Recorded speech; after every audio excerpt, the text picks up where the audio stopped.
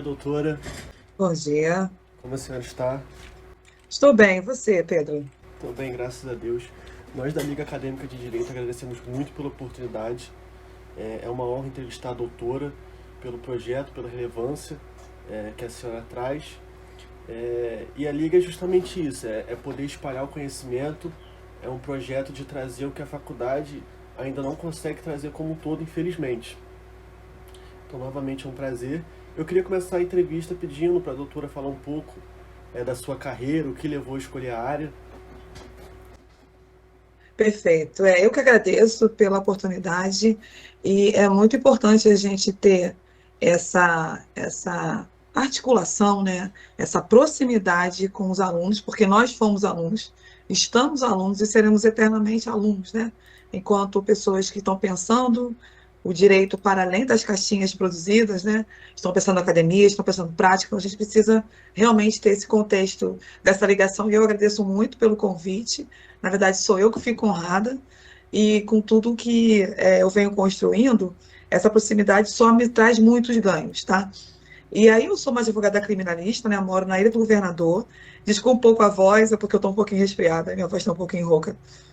Mas a partir da Ilha do Governador e tudo que ela traz de histórico, de divisão de algumas populações, e aí eu escolhi, por conta de todo o contexto que eu tive, né, a advocacia criminal e o direito penal, na verdade, sempre me trouxe muita, mais do que a atração, né, sempre me trouxe muita possibilidade de pensar, né, assim como todas as cadeiras do direito, a gente sempre entra na faculdade de direito, pelo menos assim foi que eu entrei, querendo transformações, né? Querendo de alguma forma que as coisas mudem, e aí a lei é esse grande braço que inicialmente a gente se aproxima para ver a possibilidade de transformações. Eu escolhi o direito penal porque eu vi aquelas tantas teorias e o que a gente entende enquanto pensa Brasil, né? Que esse contexto era realmente o que eu poderia, o que eu poderia ter interesse e o que eu poderia realmente me dedicar, né? Que antes de mais nada, quando a gente escolhe, acho que qualquer faculdade, né? Mas direito especificamente, que é uma questão que muda, né? Direito, ele vai mudando conforme a sociedade muda, é isso que a gente espera, né? E a gente espera que ele mude para melhor, né? É que a gente seja incansavelmente um estudante, né? Que a gente não se furte ao estudo contínuo, ao estudo crítico, principalmente, né? E a ter esse contato direto, permanente, com o chão do direito, né? Quem são as pessoas atingidas. Então, as pessoas atingidas me atraíam mais do que qualquer outra coisa, né? A partir disso, então, fiz o núcleo de prática jurídica em penal. Foi muito transformador para mim, porque eu tive uma professora, e eu estudava à noite, né? O nome dela era Érica. Eu nunca mais eu encontrei a professora Érica. Que ela fazia, ela trazia o direito penal, que é muito doloroso, né? Em muitos níveis, ele pode moer algumas pessoas. E ela trazia um direito penal, um processo penal, que poderia ser palatável e estava no nosso cotidiano. Não era algo que estava longe, né? Que estava só nas teorias, nos manuais, que estava só nas grandes figuras dos seminários. Isso também, mas ele estava no cotidiano. E o que, que a gente ia fazer? A grande questão se colocou para mim, nesse núcleo de prática jurídica, foi o que, que a gente ia fazer com essas informações, né? Era muito bonito, as teorias têm nomes atrativos, escrever sobre isso era muito interessante, mas isso precisava produzir transformações na minha vida, em quem estava no meu redor e com quem eu fosse trabalhar. E aí eu fiquei um tempo ainda trabalhando numa empresa, até conseguir realmente ser advogada, em 2017, né? E aí eu comecei a trabalhar com direito penal exclusivamente em 2019. Né? Eu resolvi realmente ser advogada criminalista. Foi um contexto um pouco antes da pandemia, né? Mas aí isso foi muito interessante, né? Porque como o direito criminal não dorme, e a gente entende que os crimes são cometidos diuturnamente, né? E aí tem crimes que as pessoas têm maior conhecimento ou têm maior visibilidade, e tem alguns crimes que não, né? O tempo todo, os crimes estão na sociedade, né? Como um fato que está disponível. E aí o tratamento de alguns crimes e de algumas pessoas que cometem crimes que é diferente. Por isso que a gente tem mais associação a certo tipo de pessoas que cometem crimes, como criminosos, e outros tipos de pessoas a gente não vê muito, né? E aí esse contexto pandêmico me fez ver muito isso, né? Inicialmente, como alguns crimes, por exemplo, corrupção, os crimes de evasão de divisa, esses crimes não vinham para o palatar, para o cotidiano das pessoas, né? Ele estava no bar, por exemplo, né? Estava nas resenhas, o furto, o roubo, organização criminosa, homicídio, o tráfico de drogas, mas alguns outros específicos não estavam no cotidiano, mas eram crimes e eram cometidos o tempo todo, né? A gente está falando da cidade, eu falo da cidade do Rio de Janeiro, né? Então, como tem alguns nichos que simplesmente não se toca. E aí isso começou a me incomodar, eu precisei entender que era preciso um pensamento crítico, né, sobre isso tudo. E aí entrou o IBCCRIM, né, o Instituto Brasileiro de Ciências Criminais, como esse instituto que pensa sobre isso desde a década de 90, e pensando especificamente também, e inclusive, né, na questão do cárcere. O IBCCRIM surge a partir muito do que aconteceu no Carandiru, né? E aí os contextos que aconteceram no Carandiru, porque se eu falar tudo, eu acho que a gente precisaria de mais 3 horas, né? E aí o IBCCRIM entra como esse grande instituto produtor de saberes que juntam pessoas que estão pensando as ciências criminais, né? E as interferências que as ciências criminais trazem, né? A multidisciplinariedade que as ciências criminais trazem, né? E aí criminologia, os direitos humanos, né? E aí eu vi esse instituto como um grande potencial e que eu deveria me aproximar. Eu entrei, então, no IBCCRIM como uma aluna de um grupo de estudos, inicialmente, né? Eu fiz o primeiro grupo de estudos, o tema era advocacia criminal, prática, esse era o tema, né? E aí eu fui vendo como ele era aberto a pessoas que queriam realmente pensar criticamente, como ele dava acesso. Muito rapidamente eu conheci algumas pessoas da diretoria, hoje são meus amigos, e aí logo depois disso eu fui chamada para dar aula para um grupo de estudo. E nesse sentido, eu fiquei pensando muito sobre política criminal, pena, né, e a raça, como isso tem interferência direta no que a gente produz enquanto Brasil, né? Fiquei dando aula durante um ano e hoje fui convidada, né, para ser coordenadora do Instituto de Ciências Criminais no Rio de Janeiro. Então, hoje eu sou coordenadora estadual do Rio de Janeiro. Então, o IBCCRIM, para além das minhas outras atividades, ainda com a advocacia criminal, né, fiz 2 pós-graduações, uma na UERJ, as 2 na UERJ, né, a primeira sobre Ciências Criminais e Segurança Pública e a segunda sobre Advocacia Criminal. Como esse conjunto de atividades e articulações me trazem para esse lugar que ainda está em construção. Isso é importante que se diga, né? Estou me construindo todos os dias, estou me construindo a cada situação que aparece, né? A gente aprende um pouco mais, a gente vê de uma outra forma, são muitos prismas que o direito penal pode te oferecer. E agora estou aqui conversando com vocês sobre isso tudo, né? E isso para mim é muito interessante trazer o contexto de vocês para pensar mais sobre o que a gente pode fazer. Então, doutora, uma parte do que a senhora falou me chamou muita atenção. Então, antes da gente voltar para esse assunto do IBCCRIM, eu queria destacar um momento que a senhora falou sobre, ainda na faculdade, sobre uma professora, esqueci o nome, Érica, de Direito Penal, Érica, seria isso? isso. Então, essa forma de aprendizado, a experiência que a professora trouxe, porque eu particularmente observo isso em alguns professores, a paixão em dar aula, e isso acaba nos inspirando. Então foi isso que acabou também contribuindo um pouco para sua carreira no futuro. Em questão do seu laboratório também, eu queria que a doutora falasse um pouco sobre ele.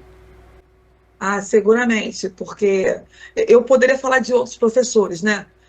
Eu falei especificamente da Érica, mas nós somos frutos também, enquanto pessoas estão pensando, de muitos professores, né? E aí eu faço o agradecimento a todos. Eu falei da Érica especificamente, porque ela realmente trouxe esse ponto, aqui eu quero ir. Mas a construção dos professores anteriores, e aí eu incluo os professores do ensino médio, os professores da infância, né? Porque cada um teve uma importância muito significativa e particular para que eu fosse isso que eu tento construir hoje, né? E especificamente no caso da professora Érica, ela tinha, sim, essa paixão pelo direito criminal, pela esfera penal, isso ficava muito claro, mas ela tinha uma atuação muito particular e prática. Ela falava o que ela fazia, né? Ela era professora, mas era advogada. Então, a prática que ela trazia nas falas dela me encantou demais, né? Porque ela trazia as teorias e como a teoria pode ser aplicada ou não na prática. E era uma professora muito militante, muito técnica, mas ela tinha uma questão de não militar com a vida das pessoas. A vida das pessoas não é militância. A vida das pessoas é a vida das pessoas. Somos militantes, sim, né?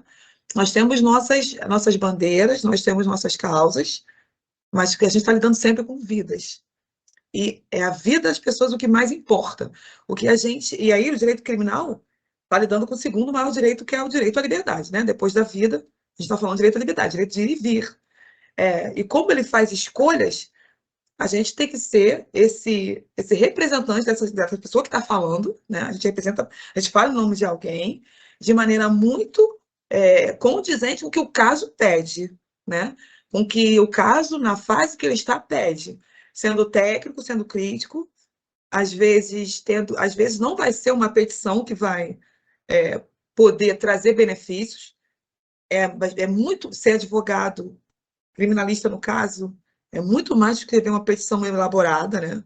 Com grandes teorias contemporâneas, com grandes citações, é muito mais do que isso. É você ter essa capacidade de escutar, de ver o direito vilipendiado, de ver o bem jurídico lesado da vítima, ou ver a questão onde o réu se encontra, né? O que ele realmente fez, que direito penal tem que ser do fato e não do autor, né? Sabemos disso.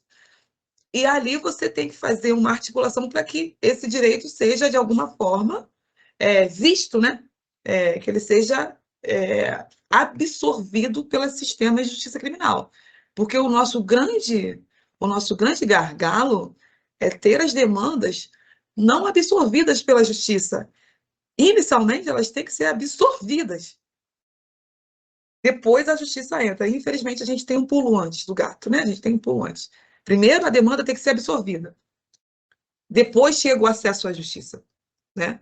A gente, infelizmente, quando a gente está falando de pensamento brasileiro, quando a gente está falando de realidade brasileira, a gente tem alguns sarrafos que a gente precisa pular.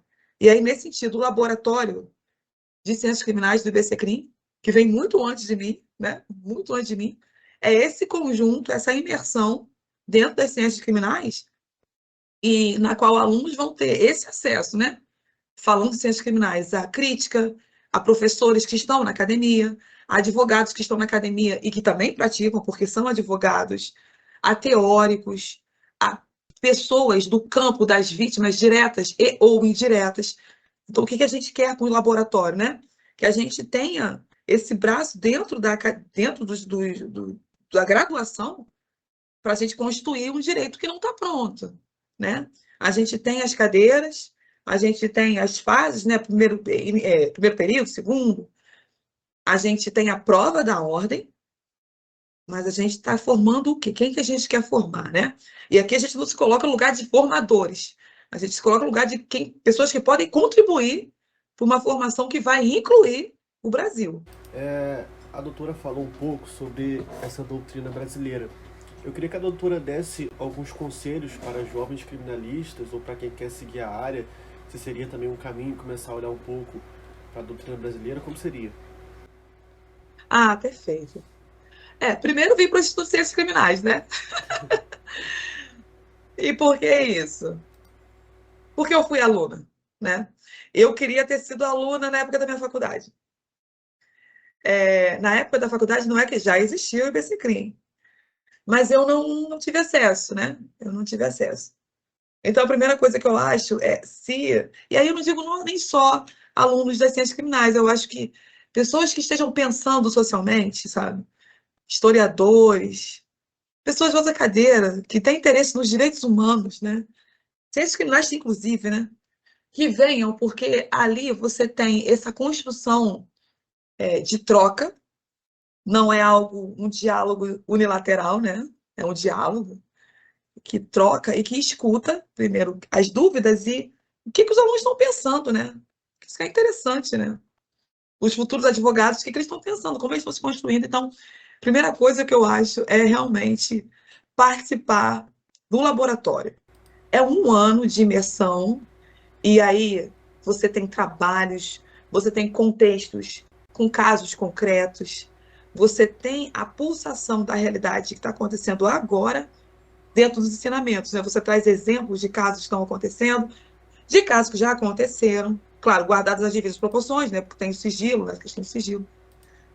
Você traz sim o composto teórico, mas você traz sim essa questão de você pensar a partir da sua margem, né? Eu moro na zona norte da cidade do Rio de Janeiro, então eu também preciso entender qual é o meu contexto, quais são os pensadores que me performam, que me conformam, né? Quais são os trabalhos que estão sendo feitos na academia. E aí, as ciências sociais entram como um poderoso mecanismo para a gente abrir o nosso cabedal, né? Então, a primeira coisa eu falaria do IBCCLIN. A segunda coisa que eu falaria, realmente, é essa aproximação, né? Como é que a gente se aproxima desses advogados? Acho que a rede social hoje, ela é uma grande ferramenta. Se não fosse a rede social, não sei se eu teria conhecido vocês hoje, né? Infelizmente. Então, na rede social, eu sempre falo isso, ela é muito igual rua, né? As ruas que a gente trafega. A gente tem que saber qual é o contexto dessa rua, que hora a gente pode entrar, qual hora a gente não é aconselhável ir, quais são as saídas, né? Toda rua você tem que saber saída. Você não pode confiar cegamente no GPS, não é isso? A internet é esse grande GPS que leva a gente para qualquer lugar, inclusive lugares que não interessam, que não são bons para a gente. Então, considerando as pessoas que vocês têm contexto, quem essas pessoas seguem, o que elas estão falando? Quem as pessoas que estão no seu contexto aí, o que elas estão falando? A gente tem sempre que fazer essa articulação porque está perto da gente. E aí, eu aprendi isso muito com as pessoas negras que se construíram antes de mim. Dar essa voz e escutar essas pessoas que estão perto de você. Né? E, inclusive, as pessoas que não estão no direito. As pessoas que estão sofrendo as mazelas do direito. As vítimas diretas e indiretas. Né? O que elas estão pensando? Enquanto pensadores, quem a gente tem nas faculdades perto da gente que estão produzindo artigos, que estão fazendo palestras? O que eles estão falando? O que eles estão pensando? Por que a gente não se aproxima? Né? Eu acho que é isso. Primeiro, se aproximar do IBCCRI, se aproximar de quem está perto. E um terceiro é realmente ter essas teorias e produzir letramento de Brasil a partir das ciências criminais. Pegar Ferraioli, o que Ferraioli, a teoria de Ferraioli poderia se aplicar ou não aqui? E aí a gente pode concordar também, né? Sempre trazendo bases, fontes muito sérias, né? Fidedignas. Não é discordar por discordar, né? E isso tira a gente de bolhas. Bolhas não são interessantes, né? É interessante a gente se espalhar. A gente traz, então, nosso contexto social, crítico, local, traz o contexto de produção oficial e traz o contexto nacional. Eu acho que é um grande começo. Eu queria ter tido alguém que me dissesse isso no início da carreira. Mas tudo bem, tá tudo bem. E acho que isso é um grande começo, porque eu faço isso hoje. Você nunca mais vai deixar de fazer isso. A grande questão é, quanto mais cedo você começa, melhor para você. Perfeito, legal. Em relação ao IBCCRIM, voltando agora, se a doutora pudesse destacar uma missão, conceitual uma missão, qual seria? Sem dúvida, é a interferência nos vilipêndios do direito penal, né? O IBCCRIM tem muitos departamentos. O laboratório de ciências criminais é um dos departamentos, né? Um dos mecanismos. Tem os grupos de estudo, que aí já são para advogados, né? O laboratório é para estudantes, os grupos de estudo são para advogados. Tem o departamento de amicus curiae, que aí o amicus curiae vai tratar de grandes temas que estão nos tribunais superiores, como perfilamento racial, questão das câmeras, né? Tem o departamento de violência policial, tem o departamento que eu fiz parte já, né? De, de pensar, né? De pensar pesquisa, tem um departamento de pesquisa. São muitos departamentos que tem o IBCCRIM. E o IBCCRIM é uma instituição que é desde os anos 90, né? Tem o seminário, né? Que é uma vez por ano. Esse seminário você tem contato com saberes de pessoas que estão pensando direito em Portugal, estão pensando direito criminal globalmente, né? Direito criminal e direitos humanos, né? E aí tem pessoas daqui do Brasil também, como o pessoal do Guelé 10, também estão lá. Tem grandes nomes de grandes escritórios, tanto cariocas quanto do Brasil, né? Que são grandes contribuidores, né? E financiadores. Então, primeiro tem que conhecer o IBCCRIM como esse instituto que está no campo das ciências criminais, mas desde os anos 90 vem ajudando a produzir um direito criminal diverso e que venha a conter o poder punitivo, porque todo poder tende à expansão. Como o Estado não se autolimita, precisa de um contexto que venha limitá-lo. Esse contexto que vai fazer é o direito criminal. A ideia é que ele seja esse mecanismo que contém o poder punitivo, principalmente o arbitrário, né? Então, a gente entender que a gente vive num país que gosta da punição, que gosta da estrutura da vingança, é muito importante a gente ver a contribuição que o IBCCRIM pode dar, né? E aí, como advogados, como estudantes, como acadêmicos, né? Como pessoas do campo das vítimas diretas, porque tem muitas palestras, né?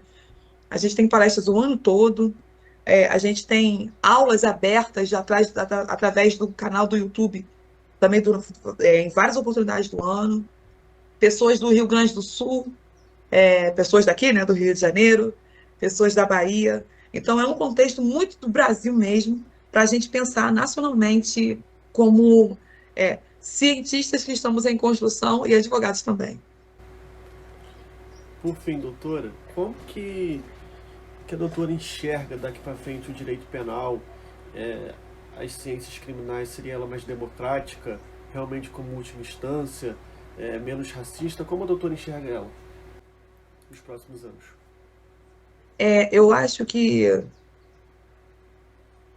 o direito criminal em si, o direito penal em si, ele tem ele cria estereótipos, ajuda a reforçar estereótipos mesmo, né? Ele é feito para isso. E não só o que está escrito no direito, no Código Penal e processo penal, né? As leis penais também como um todo, e leis com cunho punitivo também como um todo, né? E aí é mais do que pensar o direito penal, acho que é pensar quem está fazendo o direito penal. Eu acho que o giro é quem está produzindo conhecimento, quem está estudando, quem está escrevendo, quem está se articulando, quem está fazendo palestra, quem está fazendo artigo, quem está fazendo mestrado, quem está fazendo doutorado. Acho que parte daí. E aí eu estou sentindo essa transformação na minha vida. Eu venho de um contexto de grandes filipenses, né? Pessoas que foram mortas nesse contexto de violência, né? E aí eu queria muito, a partir da minha história, fazer outra coisa. E eu entendi que o direito penal poderia ser esse mecanismo transformador. Se não fosse o meu contexto familiar, o contexto de conhecer esses professores, como falei da professora Érica, o contexto da pós na UERJ, né? A pós-graduação em advocacia criminal e ciências criminais e segurança pública, o contexto de estar fazendo um mestrado em sociologia do direito, seguramente eu não seria, não poderia produzir nenhuma interferência, né? Ainda que no meu lugar, ainda que no meu local, né?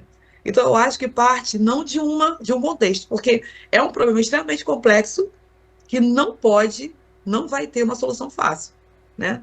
Então, eu acho que é a partir de como a gente se constitui, né? Quem a gente está ouvindo, quem a gente está consumindo. Acho que, por exemplo, a segurança pública, ela virou esse grande contexto de troca, né? De capital mesmo.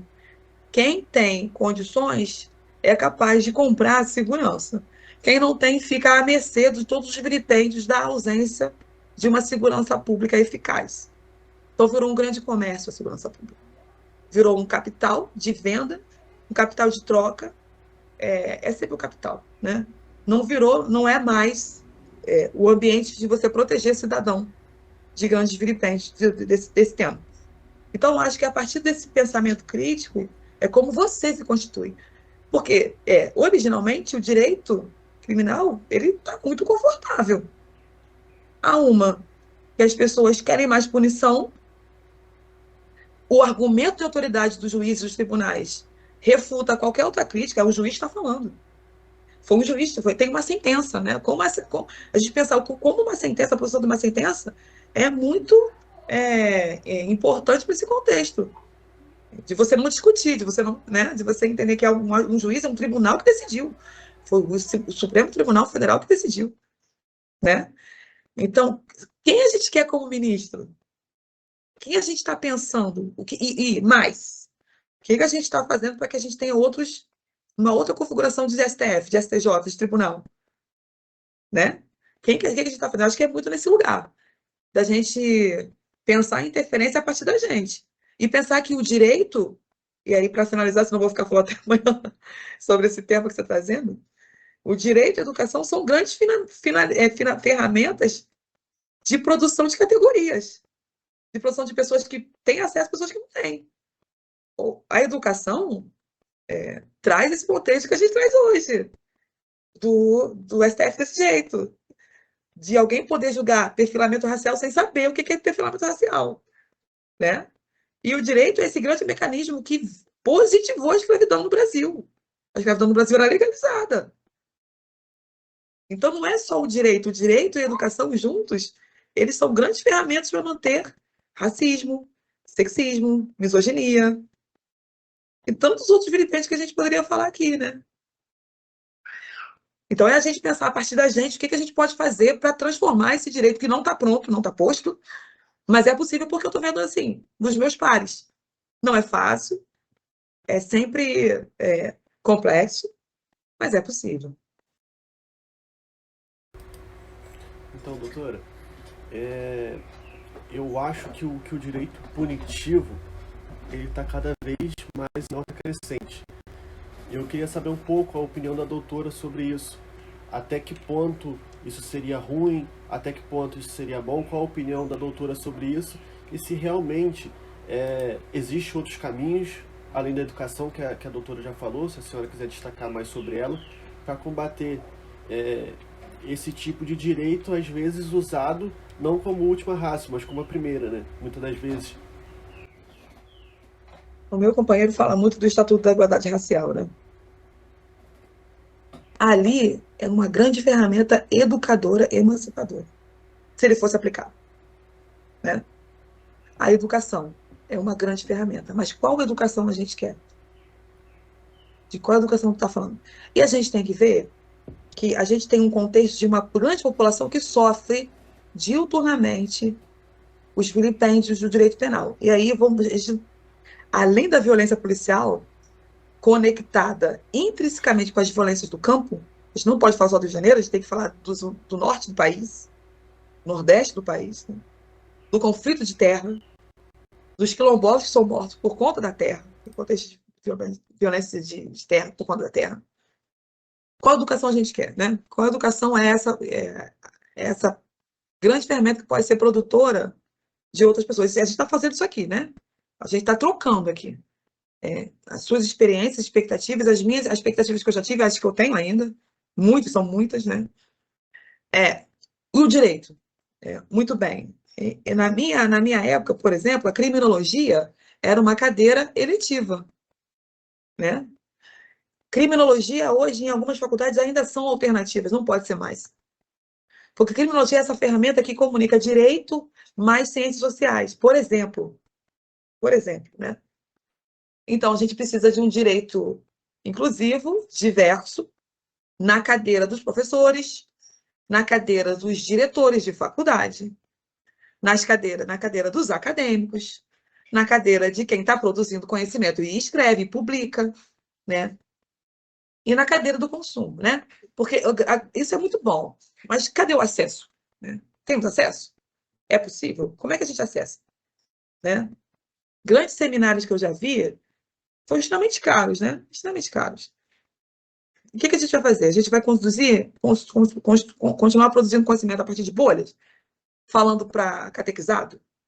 Como é que a gente sai? Como é que a gente se espalha? Né? Uma delas é essa, fazendo redes, né? Redes e redes, né? Você fazendo grandes redes, eu acho. Eu aplico isso na minha vida todos os dias, né? Eu estou aqui conversando com vocês, tem outras ligas acadêmicas que a gente quer conversar também, que estão vindo, a Liga da UERJ, a Liga da UFRJ, está vindo com a gente, mas a gente quer partir para os outros locais, sair do eixo Rio de Janeiro. É isso que a gente está fazendo. Quando a gente conversa com vocês, a gente quer sair do eixo Rio de Janeiro. O eixo do paradigma da cidade, que molda tudo, né? Então, eu acho que essa rede, que aí o movimento negro sempre ensina muito, né? Você não pode estar sozinho, para nada. Você tem que trazer uma rede que seja capaz de falar seu nome numa sala de oportunidades. Escolher a rede. Rede de direito à educação, mas principalmente rede de pessoas que estão fora desse ambiente, organizações sociais que estão pensando nisso. Eu sou advogada de uma organização social. E como foi muito emancipador eu participar disso. Eu escrevi um livro por conta desse trabalho. Hoje eu estou em outra atividade lá por conta desse trabalho, né? Hoje eu faço muito essa articulação de grupos de estudos que a gente está construindo. E convido vocês também, assim que estiver pronto, eu vou convidá-los. Grupos de estudos para a gente pensar e produzir coisas diferentes, entender o que o Brasil está pensando, né? De construir escuta, né? Uma escuta para saber o que a gente está pensando. Eu acho que não tem só uma alternativa, né? Não tem só uma forma.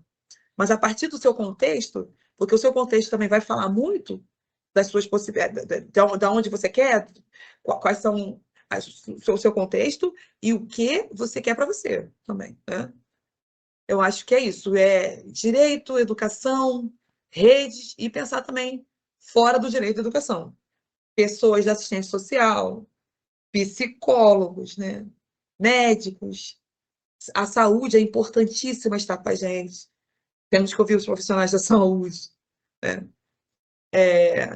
Profissionais que não têm uma carteira de trabalho, né? Mas estão produzindo conhecimento, sabe? Eu acho que isso, você fazer essa grande articulação vai ser importante para a construção de um outro lugar que a gente está querendo. Doutor, não quero mais tomar tempo da senhora, mas para finalizar, eu gostaria de duas Imagina. coisas. Uma, que a doutora falasse um pouco sobre o seu livro, e a segunda seria sobre o seu laboratório, como que quem se interessasse poderia estar se inscrevendo e participando. O meu livro se chama Letalidade Policial e Seletividade Penal, Reflexões Produzidas por Corpos Matáveis. É um livro eletrônico, se você quiser eu te dou um link para você baixar, super fácil. E a gente está pensando, a partir de pessoas que sofrem, o que isso está fazendo com a gente, para onde está levando, né? Então, são memórias de 10 pessoas que sofreram violência policial e estão contando para a gente o que elas sentiram, o que elas vivenciaram dentro do processo individual delas. E aí o processo judicial, o processo subjetivo, né? E as possibilidades que a gente tem de construir novas perspectivas. E aí pensando numa lógica para a academia, né? A gente começa esse livro numa lógica muito do contexto que não é pueril, né? Que é você falar violência policial matou, é um contexto mais íntimo. No final do livro tem o relato de um Vinícius Carlos Dias, que é uma crônica. O livro vem sendo livro, né? Mas no final tem uma crônica. Ele faz um chamamento para as pessoas fazerem outra coisa do que ele sofre, né? E esse contexto é muito interessante do Vinícius Carlos Dias, porque ele está no contexto de 2020. 2020 é o contexto pandêmico, onde foram proibidas operações policiais, a não ser em casos de extremamente necessidade dentro das favelas. E aí, independente da DPF, a polícia entra e acontece tudo que acontece com ele e com pessoas conhecidas com ele. Ele fica pensando sobre isso, né? É muito perto do carnaval, de março de 2000, março de 2020, mais ou menos. E aí ele diz, né, que inicialmente esse vírus está muito longe e os acordes dos tamborins encobrem a violência letal. Então ele vem falando muito do contexto da favela, da periferia, a partir do que ele sente, porque ele é um mototáxi que cruza a cidade do Rio de Janeiro, Zona Sul, Zona Norte, cruza pessoas e dorme na favela, mas não sem antes participar de um preparatório para pessoas que querem fazer concurso na área do direito. Então, eu acho que vai ser bem legal de vocês lerem e me contarem o que vocês acham, criticamente. A outra questão do laboratório, está aberta até dia 19, as inscrições. Vai ser muito bom se vocês puderem se inscrever. É um encontro uma vez por mês. Eu só não estou lembrando agora do dia que vai ser exatamente, mas tem a inscrição, ibccrim.com.br, é o site. E lá tem o nosso laboratório, né, que está no Rio de Janeiro, tem laboratórios do país inteiro, mas tem o laboratório do Rio de Janeiro, né? E lá a gente vai ter grandes professores, uma imersão mesmo, grandes temas, né, que nos recortam, e grande escuta, né? Que a gente também quer aqui escutar vocês, escutar as pessoas que estão vindo, né? Para entender essas perguntas, para, de repente, não ter as respostas e construir uma resposta junto, porque foi isso que a gente fez, né, Pedro? Em nenhum momento eu te dei resposta, nós construímos juntamente uma possibilidade de caminhos.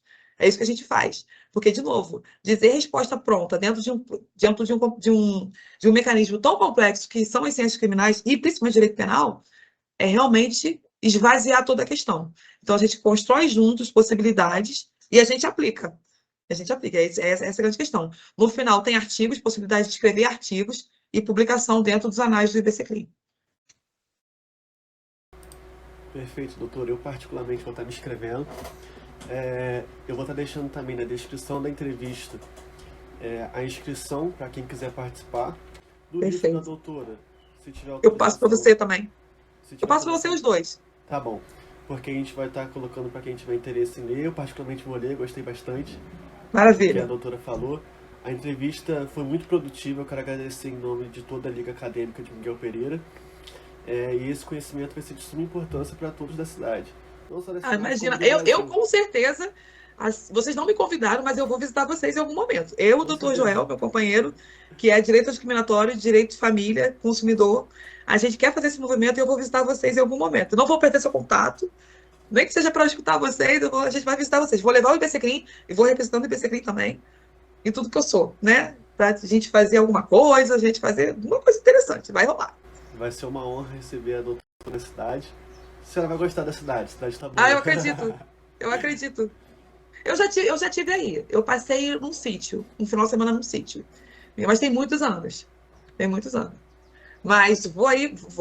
Eu vou me dirigir a vocês. E porque eu quero muito conhecê-los, entender como vocês pensam. E de repente a gente faz um polo, sei lá, a gente faz alguma coisa. Seria muito Vai ser legal. Seria muito interessante. Porque a faculdade aqui é recente, então foi o que a doutora falou ao longo da entrevista, a questão de democratizar a educação é muito importante, a gente tem visto isso na cidade e é um pouco do objetivo da Liga também. Então quero agradecer muito a doutora pela oportunidade de colaborar com o nosso projeto. Conta comigo sempre. Muito obrigado. Imagina. Muito obrigado pela entrevista, eu agradeço e é isso.